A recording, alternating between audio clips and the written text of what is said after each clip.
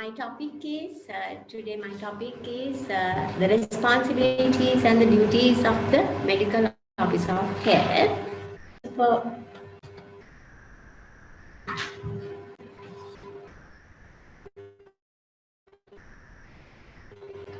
right. So we have to know who is the medical officer of health and what is the MOH office. So if we divide the health sector into preventive and curative sector, I'm going to talk about the preventive sector. So MOH area is the smallest health unit in the public health network, and it consists of a team comprising several categories of staff.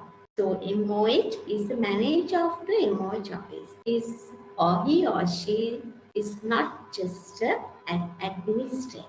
So in MOH office, we are supposed to do, we are dealing with the general public, not the patients. The people who are coming to us are normal people, normal people. So we are providing care for expecting mothers, vaccination and care for children, family planning and women services.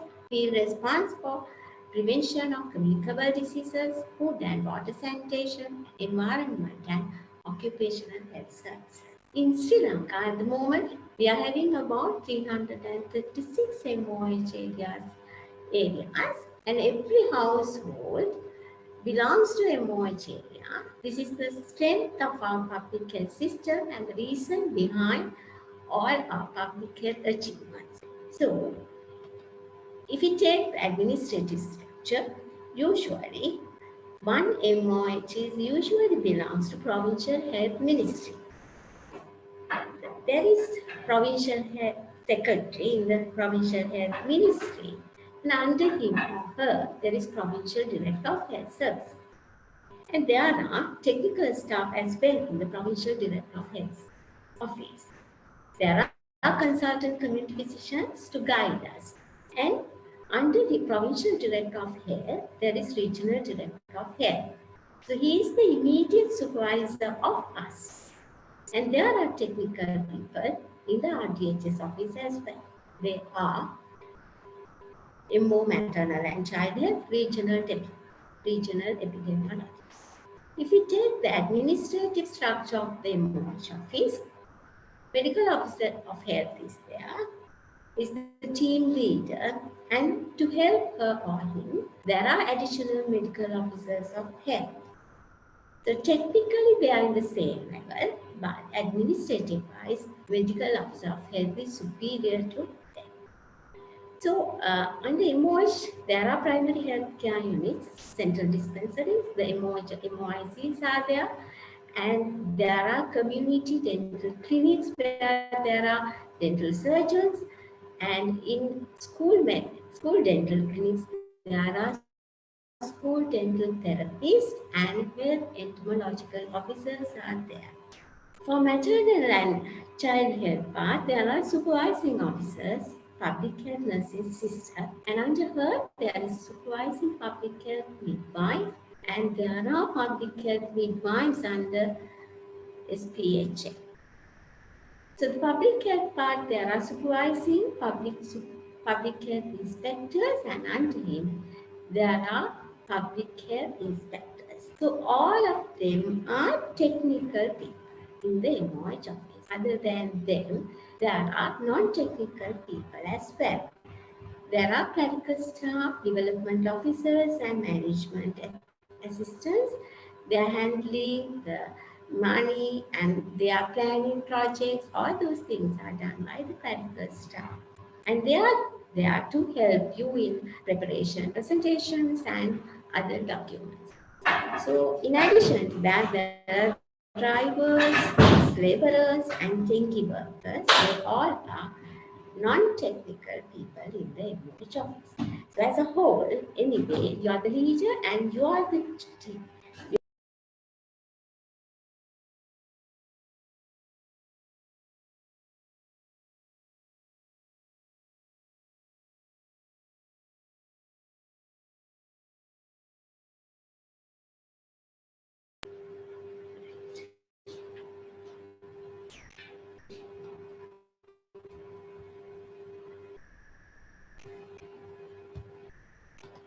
Right. What are the main duties of different staff categories in the MOH office? If you take the MOH, he or she has the overall administrative authority of the MOH office, and he or she the focal point for the public health in the designated area, which include maternal and child health, prevention and control of communicable diseases, and environment health.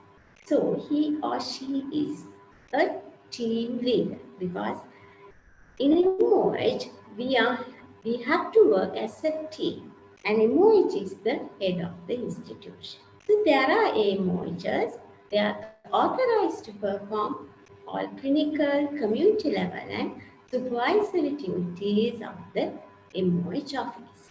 Then there are public health nursing sisters. They are mainly for supervising part. They are supervisors of the maternal and child health services. They have to supervising public health midwives and public health midwives as well. And the public health nursing sister is responsible for maintaining vaccine supply, storage, and cold chain maintenance. But the vaccine of the MOH office, the responsibility goes to MOH. At the end of all the responsibility of each and everything goes to MOH. And she has to prepare returns related to maternal and child health. And she has to now, we are having web-based systems, so entering data into ERHMIS. But although she has to enter, the MOH is responsible for approval of data. So as a MOH, you have to go through the data, but she has entered into system. You have to know your technical work as a MOH before you approve the data. So go through the data before you approve any data. Before you put your signature for a return or record, please see what is there in the document because they are our data. In the SPHM, she's the supervisor, immediate supervisor of the public health midwives, and she has to support public health nursing sister in preparing records and returns, and she has to organize and conduct clinics and local conference at MOH office. So, who are the PHNs? They are the most important people in the MOH office because they are the grassroots level workers who go to the doorstep of the people and find out their problems and deliver services at their doorstep. So one PHM is allocated for 5,000 population according to the extent of the area. In urban areas, usually one PHM is allocated for 5,000 population, but in rural areas, it will be 3,000 population. So every house in this country is designated to a PHM. They visit the houses in their areas and register eligible families. If one PHM is maintaining her eligible couple register is the most important document in the PHM's office. So if one PHM is maintaining and updating her eligible couple register properly, that is the foundation. All the other records and returns depend on the data in that particular document. So each and every PHM has to maintain and update their eligible couple registers. And what is at the end, their service has resulted in lowering maternal mortality ratio, perinatal mortality rate, and the infant mortality rate in Sri Lanka. Then there is SPHI. He is the immediate supervisor of the PHI, and he has to prepare a lot of returns and maintain a lot of records in his office. And then PHIs, public health inspector. Usually, one public health inspector is allocated for around 10,000 population. So he has to perform a wide range of communicable disease prevention and control activities. And he is responsible for the food and water sanitation of his area. And he has to perform factory inspection, school health activities, rabies, control activities like activities. Then there are a lot of challenges as emerges when we are guiding different staff categories. So it's very the national figures are generated from the data of the grassroots level workers' data. So we have to gather information in our area. It's very difficult to gather information from the people who are not coming for our service. If you take an urban area, 20-30% are not coming for our service. They are getting their services from the usually from private sector. So it's very because most of them are working population, so we are not meet them at during our working time. It's very difficult to gather information from. That is a problem for the PHMs. Then certain groups they don't come for our clinics like where women family planning clinics. They are reluctant to come for those clinics. It's another problem. In performing field level activities such as fogging, premise inspection like that, it's another thing. Because during daytime, there are people are not available in the houses, so it's very difficult to go for premise inspection and fogging. There are influencers because we are technical as technical people, we have to do fogging according to need. But there are influences, the politicians, the influence people make influences in those things. And food rates, again, PHIs have a lot of problems when they are doing food rates. And the other things, nowadays we are not seeing vaccine preventable disease in the community. So in certain categories, they don't come for immunization because they see only adverse effects for this immunization. Therefore, they don't like come for immunization. And it's anyway, as a medical officer here, we have to work with the political authorities. It's very difficult to convince them, but we have to know our technical work. If we know our technical things well, we will be able to convince them and get the support of them for our work. What is the MOH of the MOH to clinical things? So we have to conduct NCH and family planning clinics and provide field health care and refer for shared care. So as medical officer, my experience is we have to, as a medical officer of health, also we have at least once a month we have to do a NCH clinic. It will be a good opportunity to know your people. We have to know our people and we have to know our area if we are to be a good MOH. So it's a good chance to get the ideas of the people at a clinic. So it's good to update your knowledge to do a NCH clinic. And we are supposed to do field investigations for vaccine. The medical officer has to investigate all the vaccine preventable diseases.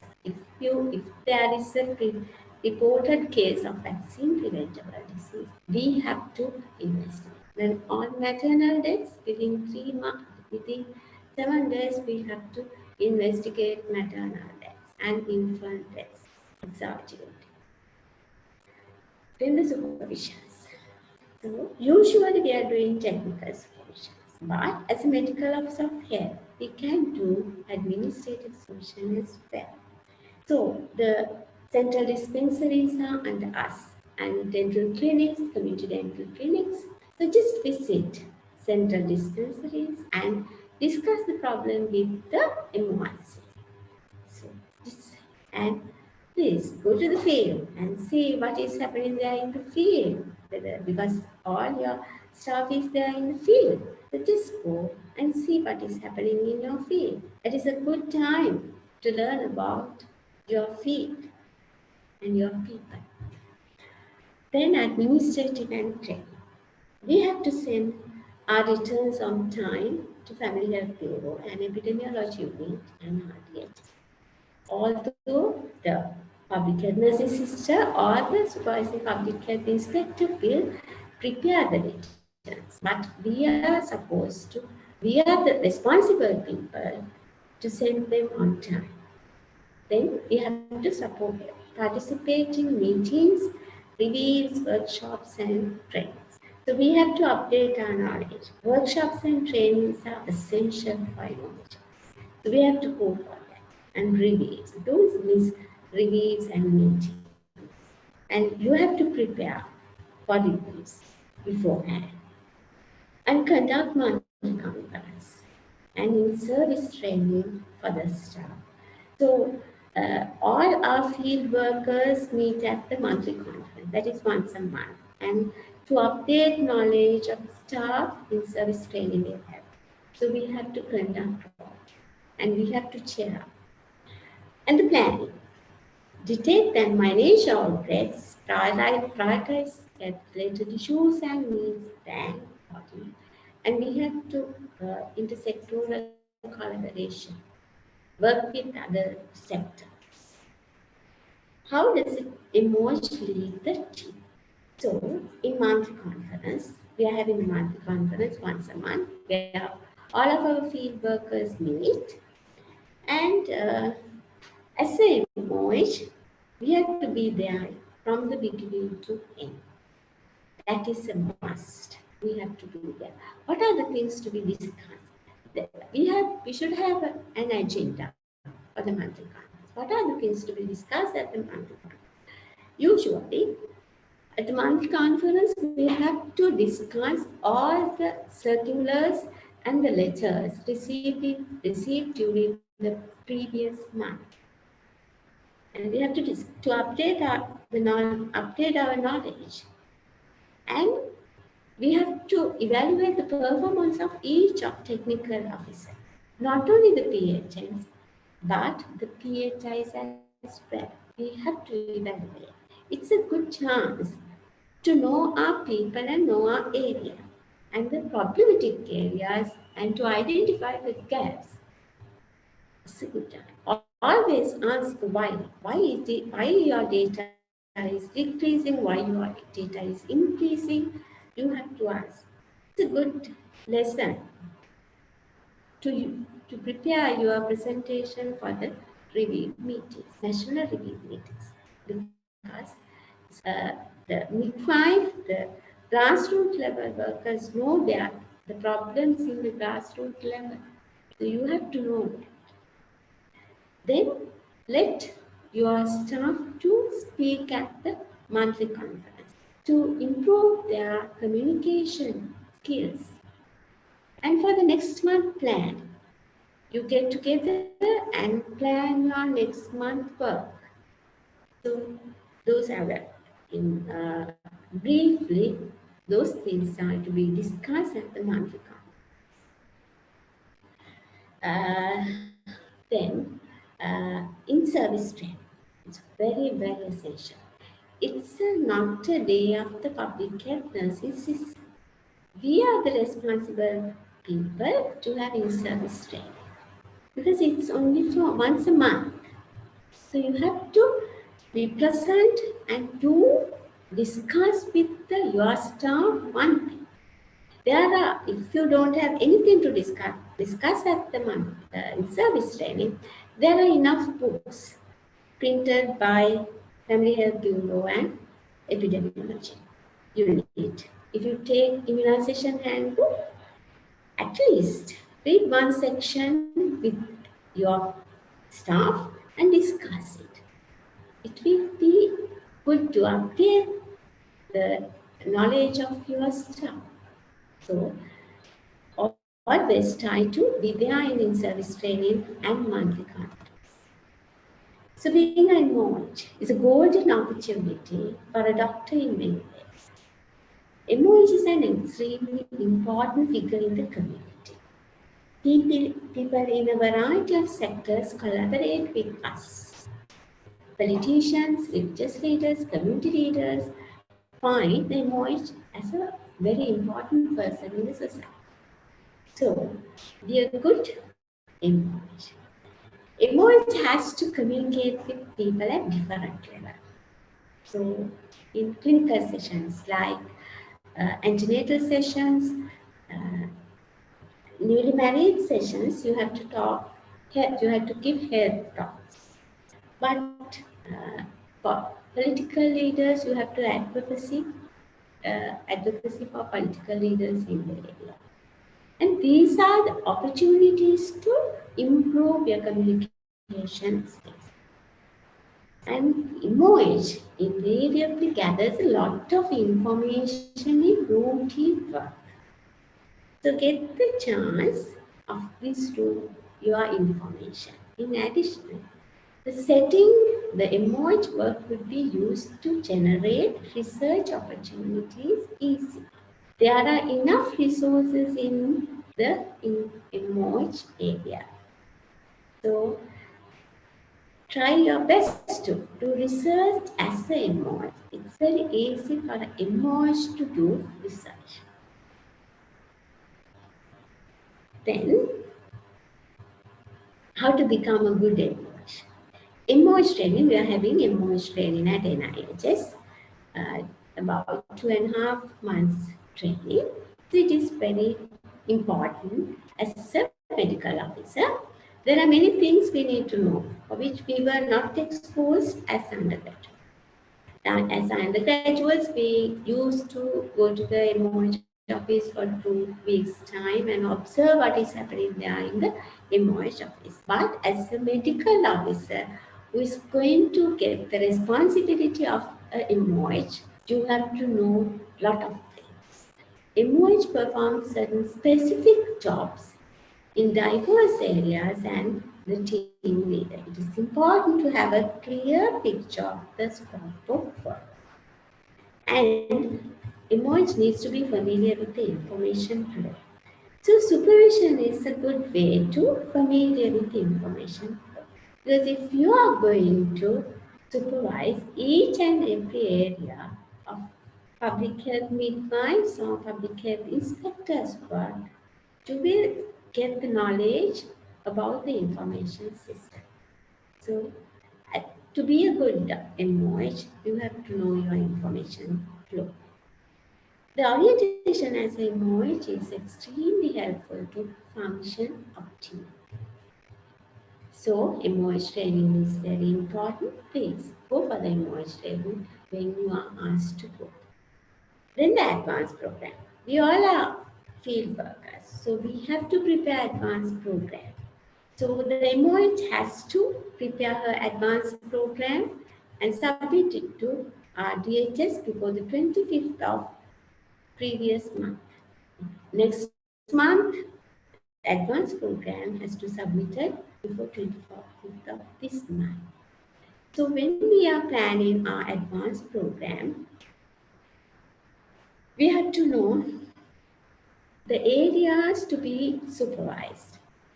In your monthly conference, if you find out any problematic areas, any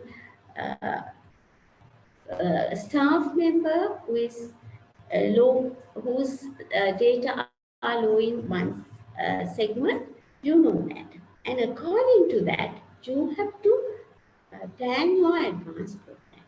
And all the others in your staff, they have to submit their advanced program before 25th to you. And you are the person who are supposed to approve their advanced program. And advanced program is the document that would help in supervising officer to locate and supervise the field officer. And timely preparation will help to smooth functioning of the MOH. And it also allows to identify priority areas of field work and plan accordingly. Then the supervision. I always say for MOH, to work as a good MOH, supervision are very, very important. And it gives an excellent opportunity to identify where the gaps are. But we have to do supervisions very carefully because we are dealing with our own staff. But always think that where it's not fault finding exercise. So usually we do technical supervisions, but as a MOH, you can do administrative supervisions as well. So as a MOH or the MOH, we are supposed to do at least 6 supervisions per month. If you are planning your advanced program, each and every MO could do 6 supervisions without difficulty. Then, guide to become good MOH, adhering to the national guidelines. It's very important. So, epidemiology website and family health website, you have to use them. And you have to adhere to the national guidelines. It is very important, especially during these days with this COVID outbreak. We have to know everything in the new circulars.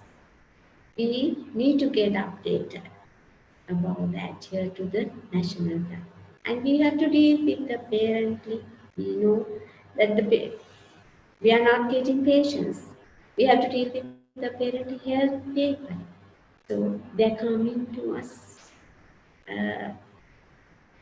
They are not coming to us to seek advice. They might not want to listen to us. They may even argue with our staff. Therefore, it is essential to adhere to national guidelines and keep the staff updated always. That's why I always say, use your monthly conference to update your staff and in-service training.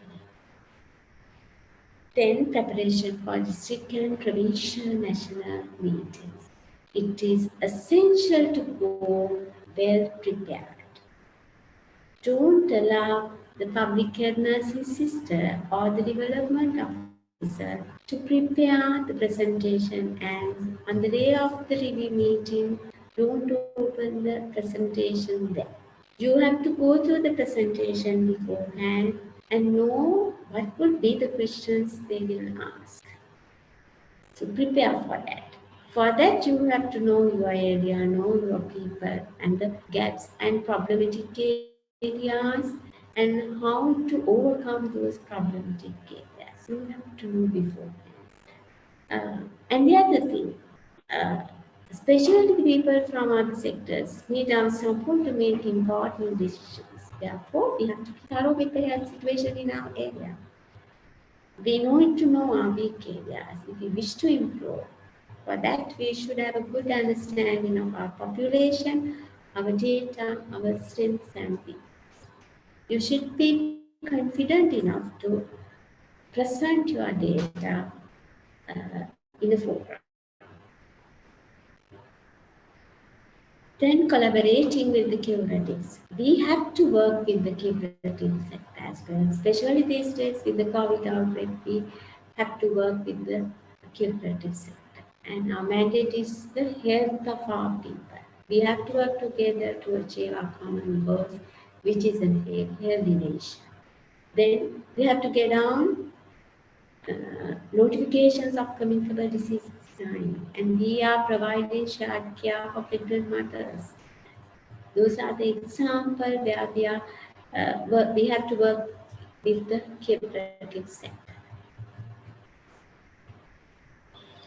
And at last, we know that there are regional epidemiologists and maternal and child MOs. They are at the district level. And in district level, there are consultant community physicians who are guiding us in technical. So they all help us at any time. And at national level, again, the epidemiology unit and health bureau, they also help us in technical things. And the other thing is, there are enough guidelines, there are fact sheets, and there are a lot of documents to be read by us in websites of epidemiology unit and family health. So that's all I have to say. And I think to be a good MOH, you have to know your area, you have to know your people. For that, You have to go to the field. You have to do clinics and familiar with your people.